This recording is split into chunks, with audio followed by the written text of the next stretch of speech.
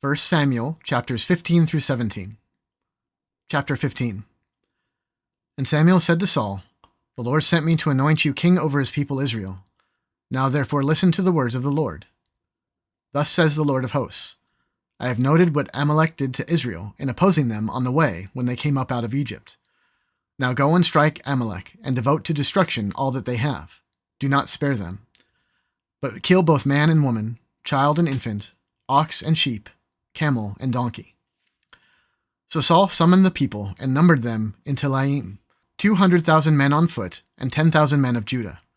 And Saul came to the city of Amalek and lay in wait in the valley.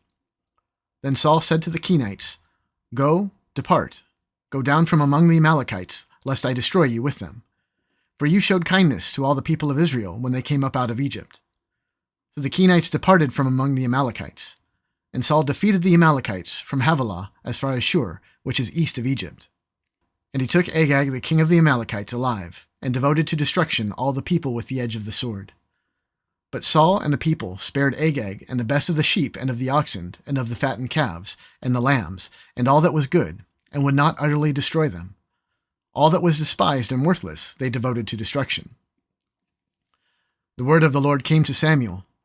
"I regret that I have made Saul king, for he has turned back from following me, and has not performed my commandments." And Samuel was angry, and he cried to the Lord all night. And Samuel rose early to meet Saul in the morning. And it was told Samuel, Saul came to Carmel, and behold, he set up a monument for himself, and turned and passed on and went down to Gilgal. And Samuel came to Saul, and Saul said to him, "Blessed be you to the Lord. I have performed the commandment of the Lord." And Samuel said, "What then is this bleating of the sheep in my ears, and the lowing of the oxen that I hear?" Saul said, "They have brought them from the Amalekites, for the people spared the best of the sheep and of the oxen to sacrifice to the Lord your God, and the rest we have devoted to destruction." Then Samuel said to Saul, "Stop, I will tell you what the Lord has said to me this night." And he said to him, "Speak." And Samuel said, "Though you are little in your own eyes, are you not the head of the tribes of Israel? The Lord anointed you king over Israel, and the Lord sent you on a mission and said, 'Go devote to destruction the sinners, the Amalekites, and fight against them until they are consumed.' Why then did you not obey the voice of the Lord? Why did you pounce on the spoil and do what was evil in the sight of the Lord?" And Saul said to Samuel, "I have obeyed the voice of the Lord. I have gone on the mission on which the Lord sent me. I have brought Agag the king of Amalek, and I have devoted the Amalekites to destruction. But the people took of the spoil, sheep and oxen, the best of the things devoted to destruction, to sacrifice to the Lord your God in Gilgal." And Samuel said, "Has the Lord as great delight in burnt offerings and sacrifices as in obeying the voice of the Lord? Behold, to obey is better than sacrifice, and to listen than the fat of rams. For rebellion is as the sin of divination, and presumption is as iniquity and idolatry. Because you have rejected the word of the Lord, he has also rejected you from being king."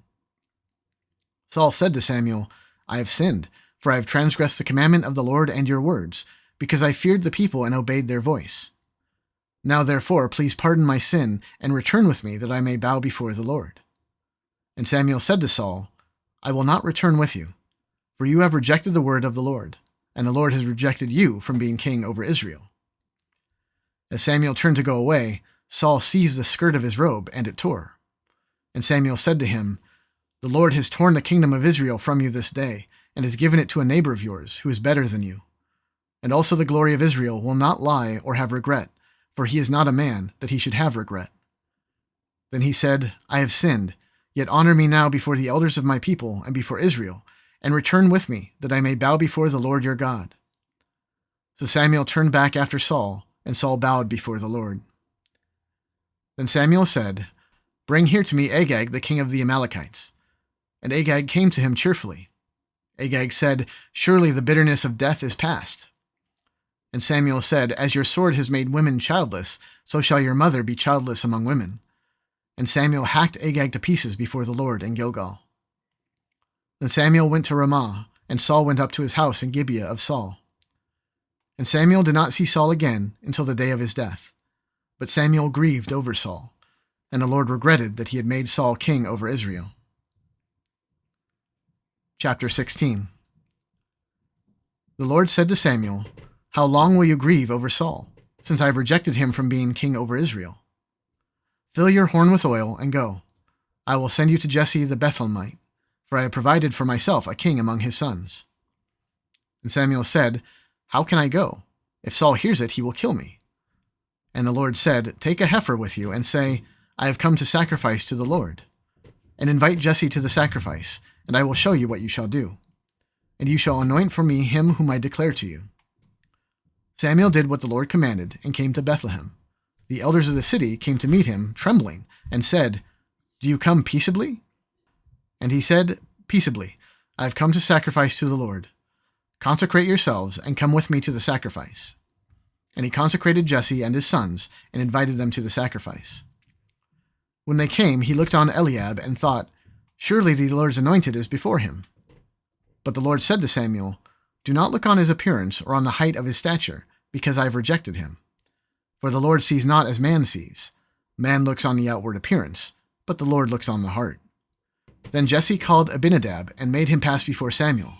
And he said, "Neither has the Lord chosen this one." Then Jesse made Shammah pass by. And he said, "Neither has the Lord chosen this one." And Jesse made 7 of his sons pass before Samuel. And Samuel said to Jesse, "The Lord has not chosen these." Then Samuel said to Jesse, "Are all your sons here?" And he said, "There remains yet the youngest, but behold, he is keeping the sheep." And Samuel said to Jesse, "Send and get him, for we will not sit down till he comes here." And he sent and brought him in. Now he was ruddy and had beautiful eyes, and was handsome. And the Lord said, "Arise, anoint him, for this is he." Then Samuel took the horn of oil and anointed him in the midst of his brothers. And the Spirit of the Lord rushed upon David from that day forward. And Samuel rose up and went to Ramah. Now the Spirit of the Lord departed from Saul, and a harmful spirit from the Lord tormented him. And Saul's servants said to him, "Behold now, a harmful spirit from God is tormenting you. Let our Lord now command your servants, who are before you, to seek out a man who is skillful in playing the lyre. And when the harmful spirit from God is upon you, he will play it, and you will be well." So Saul said to his servants, "Provide for me a man who can play well, and bring him to me." One of the young men answered, "Behold, I have seen a son of Jesse, the Bethlehemite, who is skillful in playing, a man of valor, a man of war, prudent in speech, and a man of good presence. And the Lord is with him." Therefore Saul sent messengers to Jesse and said, "Send me David your son, who is with the sheep." And Jesse took a donkey laden with bread and a skin of wine and a young goat, and sent them by David his son to Saul. And David came to Saul and entered his service. And Saul loved him greatly, and he became his armor-bearer. And Saul sent to Jesse, saying, "Let David remain in my service, for he has found favor in my sight." And whenever the harmful spirit from God was upon Saul, David took the lyre and played it with his hand. So Saul was refreshed and was well, and the harmful spirit departed from him. Chapter 17. Now the Philistines gathered their armies for battle, and they were gathered at Socoh, which belongs to Judah, and encamped between Socoh and Ezekah in Ephes-dammim. And Saul and the men of Israel were gathered, and encamped in the valley of Elah, and drew up in line of battle against the Philistines. And the Philistines stood on the mountain on the one side, and Israel stood on the mountain on the other side, with a valley between them. And there came out from the camp of the Philistines a champion named Goliath of Gath, whose height was 6 cubits and a span. He had a helmet of bronze on his head, and he was armed with a coat of mail, and the weight of the coat was 5,000 shekels of bronze. And he had bronze armor on his legs, and a javelin of bronze slung between his shoulders. The shaft of his spear was like a weaver's beam, and his spear's head weighed 600 shekels of iron. And his shield-bearer went before him. He stood and shouted to the ranks of Israel, "Why have you come out to draw up for battle? Am I not a Philistine, and are you not servants of Saul? Choose a man for yourselves, and let him come down to me. If he is able to fight with me and kill me, then we will be your servants. But if I prevail against him and kill him, then you shall be our servants and serve us." And the Philistine said, "I defy the ranks of Israel this day. Give me a man that we may fight together." When Saul and all Israel heard these words of the Philistine, they were dismayed and greatly afraid. Now David was the son of an Ephrathite of Bethlehem in Judah, named Jesse, who had 8 sons. In the days of Saul, the man was already old and advanced in years. The 3 oldest sons of Jesse had followed Saul to the battle. And the names of his 3 sons who went to the battle were Eliab, the firstborn, and next to him Abinadab, the third, Shammah. David was the youngest. The 3 eldest followed Saul, but David went back and forth from Saul to feed his father's sheep at Bethlehem.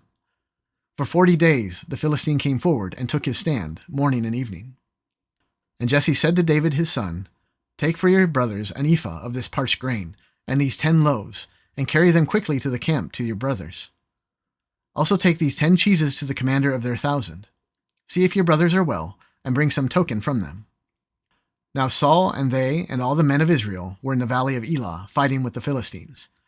And David rose early in the morning, and left the sheep with a keeper, and took the provisions and went, as Jesse had commanded him. And he came to the encampment as the host was going out to the battle line, shouting the war cry. And Israel and the Philistines drew up for battle, army against army. And David left the things in charge of the keeper of the baggage, and ran to the ranks, and went and greeted his brothers. As he talked with them, behold, the champion, the Philistine of Gath, Goliath by name, came up out of the ranks of the Philistines, and spoke the same words as before. And David heard them. All the men of Israel, when they saw the man, fled from him, and were much afraid. And the men of Israel said, "Have you seen this man who has come up? Surely he has come up to defy Israel.